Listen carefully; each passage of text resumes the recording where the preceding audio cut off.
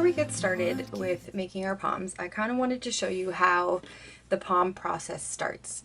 So you have a giant piece of fabric of fur, and this one's been cut up. And what happens is on the back, you will trace these circles that you will then cut out to make your poms.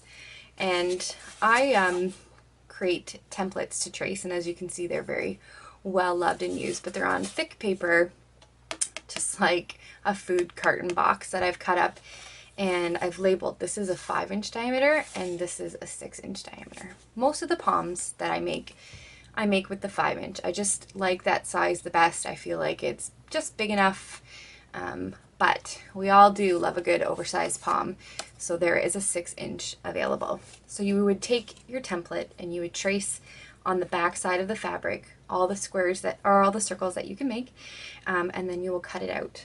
But it's not just as simple as just cutting it out. You have to be very careful. These are the scissors I use to cut my fur, and yes, they are very tiny, but they are also really sharp, and I haven't been able to find a large sized equivalent to do the job well, and I'm a little bit of a perfectionist. So I take my scissors, and it's not just as simple as cutting out the circle. You have to be careful to cut really close to the surface of the fabric. You want to avoid cutting any of that long fur that will not give you this nice puffy look. So you're doing small cuts, being careful not to cut the fur underneath, and then you'll see it separate really nicely. And you would do that all the way around. But let me show you an example of why cutting carefully is important. This is the top part of the fabric that was given to me from an order that I made online. So they just cut it in the store and sent it. But I can't use this portion of the fur because of how they've completely chopped off the top there. So you can see how that will impact the way your pom will look when it's finished. So let's begin. First, let's go through the supplies that you will need when making your pom. Obviously, you need your fur pom. You'll need some polyfill stuffing. It's just a polyester stuffing that you can find at Walmart. You will need a string. You could also use thread or really any kind of string that you have on hand. I'm choosing Red Heart Super Saver for mine. You do want to be careful what string you use because it's going to withstand a really hard tug at the end and you don't want it to break. So I find acrylic yarn works the best. And you definitely need a metal darning needle. Plastic needles aren't going to cut. Looking at your pom, you're going to see that there is a top to the pom and a bottom. And we're going to be working starting with the bottom of the pom first. So flipping your pom over, you're going to see this thick fabric on the back. We are going to be taking our needle and thread and doing a running stitch all the way around the pom. So I've already threaded my needle. And just a little tip that I have is I like to keep the tail part as short as I can without having it fall off, because you'll soon see that it's quite difficult to pull the 2 strands of yarn through this thick back side of the fur than it is to just pull 1 strand. So you're going to take your needle and you're going to start at the bottom and you're going to do a surface level stitch. You want to stay as close to the top of the fabric as you can. And you're going to insert your needle. Now, we want to leave a tail about 6 inches long because this is what you're going to use to pull the pom tight, but also the end that you will be using to sew it onto your hat. The other thing you need to pay attention to is how far away from the edge of the pom you're inserting your stitch. About 1/8 of an inch is what I do. You don't want to go too close to the edge because you can pull right through this fabric and break out your stitching, and you don't want to get too far away, otherwise the fabric will bunch when we pull it together. So keeping in mind how far away you are, you don't have to be completely perfect every time, and you do want your running stitches to be as even as possible and not too far away. You'll notice that I have to use a little bit of effort to get my yarn through the fabric. Every fabric is different on each pom. Some are really easy, some are really difficult, and if you ask me, this is the most tedious part of the process. So I'm staying as close as I can to the top of the fabric so that I'm not going too deep. If you go too deep, you'll probably end up pulling up some of the fur, which will make it even more difficult for you to pull the yarn through. So I'm going to continue my running stitch all the way around, and I'll meet you back here. So as you were working along, you probably noticed that the edges start to curl up and form this little bowl. And I kind of pulled mine a little bit tighter so that you can see the next step that we're going to. So we're going to be taking some polyfill, and we're going to be filling our pom. And I like to take a good overflowing handful of polyfill. You can always add more later or take away, but I just start with a good chunk.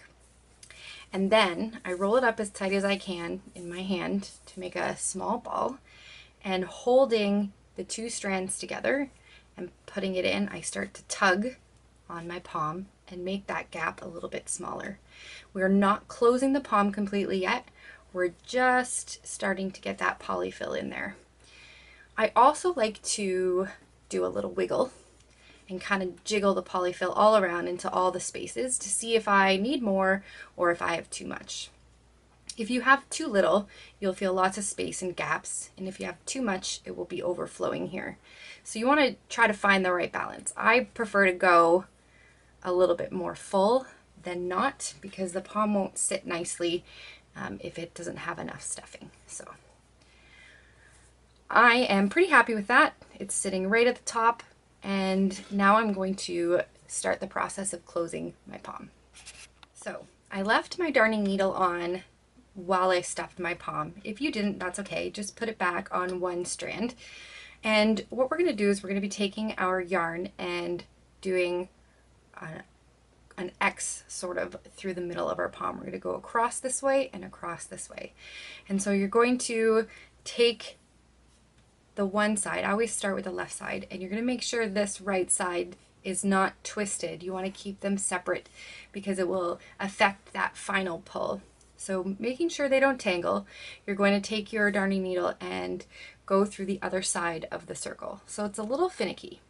You have to sort of push the polyfill down and flip back the fabric of the fur, because we're going to insert our stitch on the inside. We don't want to go through the top of the fur. We want to go through this back portion of the fabric. And you're just going to make a stitch trying to avoid this stitching that you had already done before. Go through another side. I'm going to go right beside it, and I'm just going to do a surface stitch through the fabric, and I'm going to pull it through. This takes a little bit of effort too. And you don't have to pull too hard, just pull it through once. And now you see we have yarn going across. So now I want to do yarn from this side to this side. So I'm not going to take my needle off yet. I'm just going to turn my pom around, and I'm going to do the same thing. Push this polyfill down while I flip back the fabric, and I'm going to insert my stitch, surface stitch on this side. Just a little bit of tugging here. Okay, pulling gently like that. If the fur gets pulled in, that's okay. We can actually fix that towards the end there. And my polyfill comes up a little bit, that's okay too. So now you can see I have these two beside each other, but I need a stitch through the bottom of my pom now. But I'm going to pick up the other end of yarn, and I'm going to complete this by threading that and turning my pom and going directly across from my last stitch. So I'm going to push that polyfill down, flip it back, insert, oh, I'm all tangled here, insert a surface stitch into the bottom of the fabric and pull through. Okay, now we can remove our darning needle because we don't need it anymore for the next few steps. And you'll see that we have some polyfill coming up and fur getting caught, but that's okay. So now we're going to close the pom.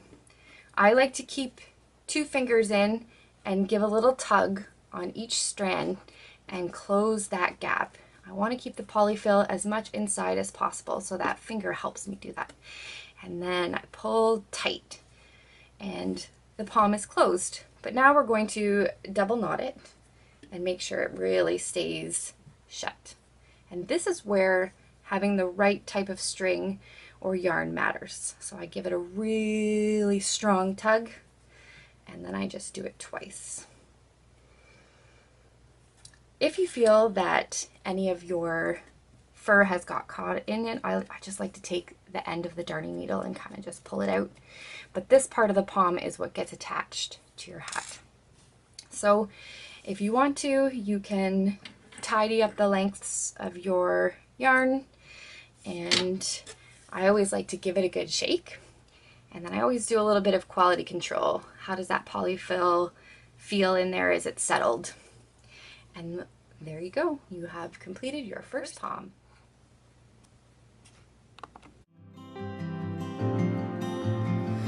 What gift of grace